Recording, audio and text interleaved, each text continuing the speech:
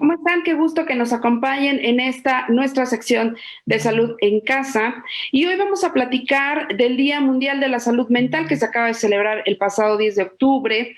Y para eso nos está acompañando y a mí me da muchísimo gusto dar la bienvenida al doctor Edilberto Peña. Él es neuropsiquiatra. ¿Cómo está, doctor? Muy bien, muy bienvenido.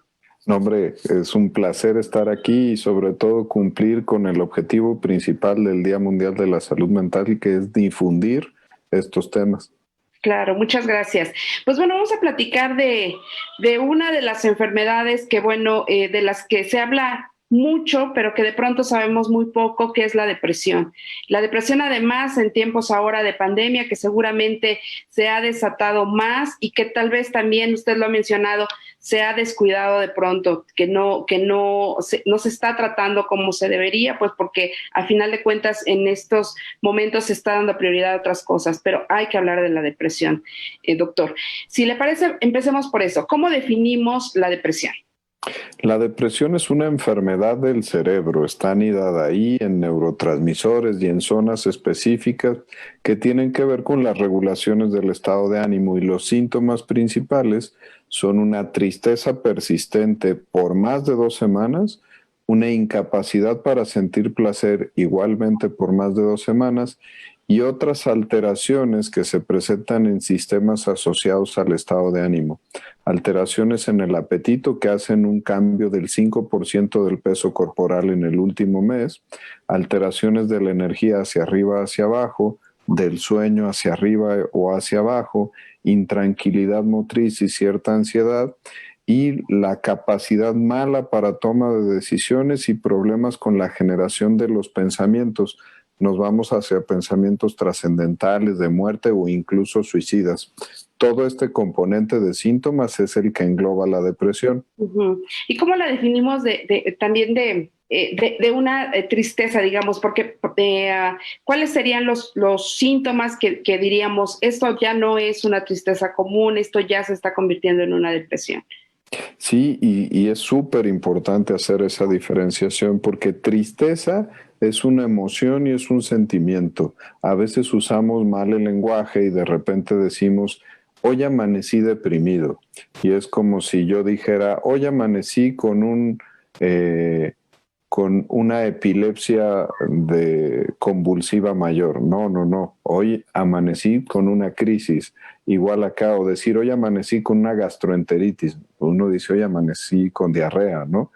Eso sería un poquito la diferencia. Tristeza es la emoción y es el síntoma. Depresión es la enfermedad. Entonces, así debemos de empezarlo a conceptualizar porque la tristeza es parte de los síntomas de la depresión. Cuando esta se vuelve constante todo el tiempo, me pasa durante todos los días, de cuando menos 2 semanas y en una forma desproporcionada a los eventos que me podrían justificar esa tristeza y afectan mi funcionalidad en mis diferentes áreas de vida, pareja, familia, social, académico, laboral y física, es momento de evaluarme por una enfermedad. ¿Cuáles son lo que se pulsa en la consulta, doctor? ¿Quiénes nos deprimimos más, los hombres o las mujeres? ¿Hay alguna diferencia ahí y digamos qué es lo que lo va definiendo en este tema? Si nos deprimimos más de pronto los hombres o las mujeres. La depresión es una enfermedad frecuente, le pasa como al 10% de la población en el país en algún momento de la vida. Y es curiosa esta relación porque hormonalmente tienen más facilidad para la depresión las mujeres, con dos picos principales, cuando empieza el desarrollo hormonal en la adolescencia alta y la adultez temprana, o cuando empieza el climaterio y además los ciclos menstruales con la disforia premenstrual y las alteraciones de depresión posparto. Esto hace que haya una predominancia de 2 a 4 veces más en el género femenino en cuanto a depresión. Y si lo vemos en datos asociados a depresión, 4 veces más intentan el suicidio también en el género femenino, pero los hombres logramos el suicidio 4 veces más que las mujeres. Entonces son datos que son bien interesantes alrededor del género y la depresión. Y en el tema de ya estos casos graves de depresión, ¿cómo también se detectan? ¿Cómo la familia puede ir un poco detectando que ya no es una depresión, bueno, es decir, que ya no es normal, que puede detonar en algo más grave como por ejemplo un suicidio?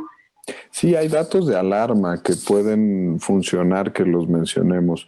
Uno de ellos es el cambio brusco de comportamientos y cambio de rutinas, de patrones, cambio en mi esquema de sueño, como decíamos, el tema de la alimentación, me ando durmiendo de día, estoy despierto de noche, estoy intranquilo, cambio mis gustos, me aíslo de mi grupo social, incremento el uso de sustancias, soy menos comunicativo, soy más errático, soy menos asertivo, cometo errores sin ningún sentido y empiezo a veces a hablar de temas trascendentales. Son datos de alarma, sobre todo en adolescentes, que es el grupo donde más ha crecido el tema del suicidio en los últimos años.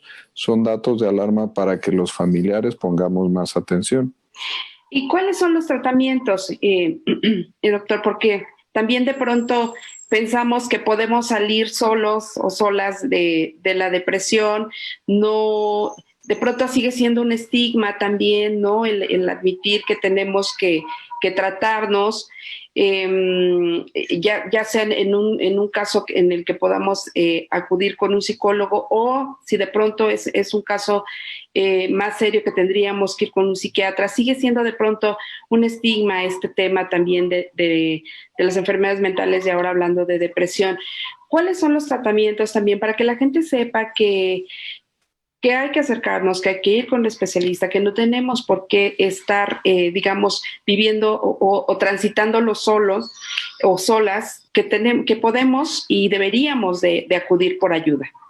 Los tratamientos, como para la mayoría de las enfermedades en medicina, ya son globales, desde cosas no farmacológicas, farmacológicas y hasta dispositivos médicos. Tendríamos que decir que en primer lugar está el estilo de vida contra la depresión, que esto es un sueño reparador, una dieta de tipo mediterráneo con pocas cosas procesadas, actividad física 4 veces a la semana, más o menos de 1 hora, y técnicas para manejo del estrés, meditación o mindfulness. Dentro de las no farmacológicas vamos avanzando y están los diferentes modelos de psicoterapia, que hay más de 30 escuelas, y algunas como la interpersonal, la racional emotiva, la cognitivo-conductual, la terapia breve, tienen indicación bien clara para depresión. Los farmacológicos, que tenemos más de 40 antidepresivos en el mercado con diferente foco de funcionamiento, y algunos dispositivos médicos como el estimulador magnético transcraneal o de corriente directa.